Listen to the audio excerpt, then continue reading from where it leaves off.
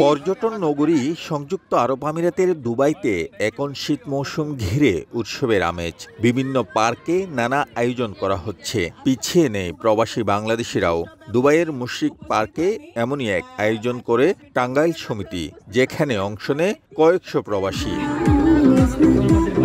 অনুষ্ঠানে সমিতির সদস্য ছাড়াও বাংলাদেশ কমিউনিটির নেতৃবৃন্দ, মিশন কর্মকর্তা, ব্যবসায়ী, পেশাজীবী, সাংবাদিক, রাজনীতিবিদ অংশগ্রহণ করেন। দিনব্যাপী এই আয়োজনে বাংলাদেশের ঐতিহ্যবাহী নানা খাবারের ব্যবস্থা ছিল। এছাড়া শিশু কিশোরদের চিত্রাঙ্কন প্রতিযোগিতার দেখা মেলে এই উৎসবে। প্রবাসের মাটিতে বাংলাদেশের ঐতিহ্য তুলে ধরার জন্য এমন উৎসব এক অনন্য উদাহরণ, যা নতুন প্রজন্মের মধ্যে বাংলাদেশ নিয়ে জানার আগ্রহ তৈরি করে বলছেন আয়োজকরা। আপনাদের এই আজকের প্রোগ্রাম খুব সুন্দর ছিল, গোছানো ছিল। অনেক ধন্যবাদ আপনাদের সবাইকে, আমরা অনেক খুশি, আনন্দিত।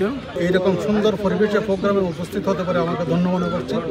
আগামীতেও টাঙ্গাইল সমিতি আরও বড় পরিসরে এরকম প্রোগ্রাম করবে। আপনাদের এই সংগঠনের উত্তরোত্তর সাফল্য কামনা করছি। আগামী দিনে আমরা আপনাদের পাশে থাকব।